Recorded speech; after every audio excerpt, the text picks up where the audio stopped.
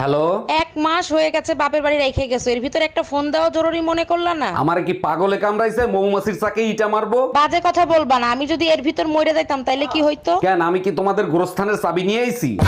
এই আমার দিকে তাকাও তো, দেখো তো আমি আগে থেকে অনেকটা মোটা হয়ে গেছি নাকি। মোটা হইলেই বা কি আসে যায়, মোটা মেয়েদেরকেও অনেক কিউট লাগে। ওরে আমার বাবুটা সত্যি তা কিরকম কিউট লাগে বলো তো। মোটা মেয়েরা হইলো গোলুমলু, একেবারে কিউট হাতির বাচ্চা।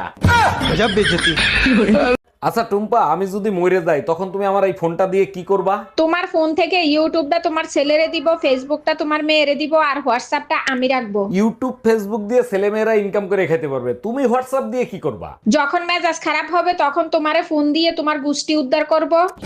লক্ষ্মীর ভান্ডারে 500 টাকা ঢুকলো কিনা 5 বার দেখতে যান।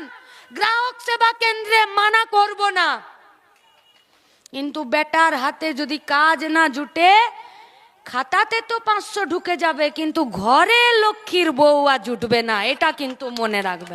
ঠান্ডার দিন তো চলেই এলো, সবাই নাকের সাথে আধার কার্ডের লিংক করিয়ে নিয়েছেন তো, না হলে কিন্তু নাক বন্ধ হয়ে যাবে।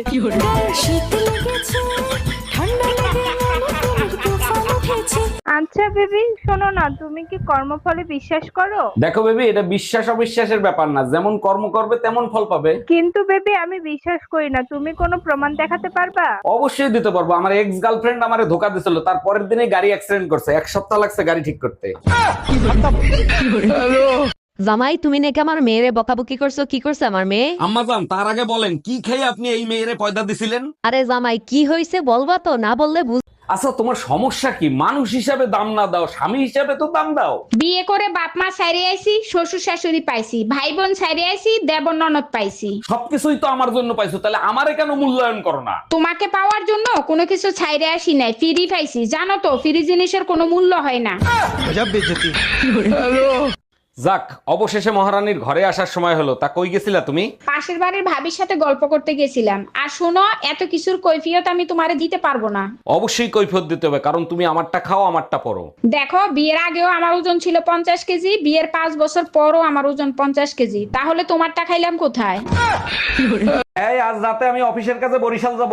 হঠাৎ বরিশাল? তা বাসে যাবা না লঞ্চে যাবা? লঞ্চে যাব, সকালে মিটিং আছে তো, তাইলে আর রাত জাগতে হবে না। তাইলে তো আগে থেকে কেবিন বুক করে রাখছো তাই না? কেবিন তো বুক করতেই হবে, তা নাহলে রাতে ঘুমাবো কি করে? সত্যি করে বলো, কারে বুকে ঠেসা ধরে ঘুমাবা?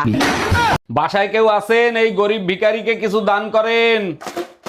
আপনি তো একজন সুস্থ মানুষ, আপনি খয়রাত করেন কেন? আর আপনাকে খয়রাত দিলে আমার কি লাভ হবে? আপনার জন্য অনেক দোয়া করব, আপনার অনেক ধন সম্পত্তি হবে, বাড়ি হবে, গাড়ি হবে। তাইলে এক কাজ করেন, এই দোয়াই আপনি আপনার নিজের জন্য করেন। এই কই তুমি? আমি অফিসে গেলাম, আসতে রাত হতে পারে। রাত হইতে পারে মানে? ঠান্ডায় আমার নাক বন্ধ হয়ে রয়েছে। এই শোনো না, একটা কথা বলবো, আগে প্রমিস করো রাগ করবা না। রাগ করবো কেন? আজ পর্যন্ত তোমার আমি কখনো রাগ করছি? কি হয়েছে বলো? আজকে যে তরকারি রান্না করছি না, সব তরকারি না নষ্ট হয়ে গেছে। তরকারি নষ্ট হয়েছে? বিয়ে করে তুমি আমার জীবন নষ্ট করে ফেলাইছো। আজ পর্যন্ত তোমার আমি কিছু বলছি? পুরান বউ দেন, নতুন বউ নেন।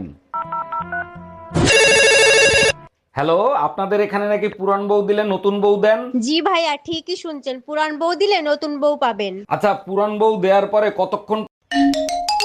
হ্যালো, আমি কিডন্যাপার বলতেছি, তোর বউকে যদি জীবিত দেখতে চাস তাহলে 2 লাখ টাকা নিয়ে আই। আমার বউ কিডন্যাপ করছিস তুই? আমার বউ তোর কাছে, আমি টাকা দেবো কেন? টাকা তো দিবি তুই। এই নে তোর বউর সাথে কথা বল। বেবি, আলমারির পেছনে 2 লাখ টাকা আছে, ওখান থেকে টাকা নিয়ে আমাকে ছাড়াইয়া নাও। আমি ঠিকানা দিচ্ছি, ওইখানে টাকা নিয়ে আই। তুই কি গাঁজা খাইছিস নাকি? বাংলা বুঝিস না? টাকা দিবি তুই, তা নাহলে বউ রেখে দে। বুঝতে পারছি, এই শালা টাকা দিবে না। ভাবি আপনি জানতো? এই তুই ধুমকি কারে দিচ্ছিস? আমি কি বউরে ভয় পাই নাকি? ও মামা, হ্যাঁ, আমি তোমার বাবাকেই বিয়ে করব। অমন বলতে হয়? আমার বাবা তোমার দাদু হয়, দাদুকে কেউ বিয়ে করে? কেন? তুমিও তো আমার বাবাকে বিয়ে করেছো, আমি কি কিছু বলেছি?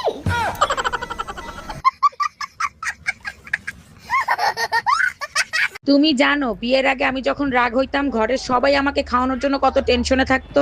তুমি রাগ হইলে আমার ফ্যামিলির সবাইও টেনশনে থাকে, তোমার রাগ ভাঙাবে কি করে? এটা অবশ্য তুমি ঠিক বলছো, আমিও লক্ষ্য করে দেখছি সবাই টেনশনে থাকে। টেনশন কি খালি খালি করে? তুমি রান্না না করলে আমরা খাবো কি?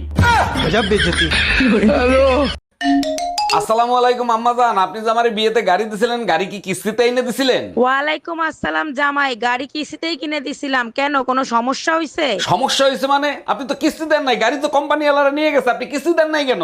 আরে জামাই, বিয়েতে তো গাড়ি দেওয়ার কথা ছিল, কিস্তি দেওয়ার কথা তো ছিল না।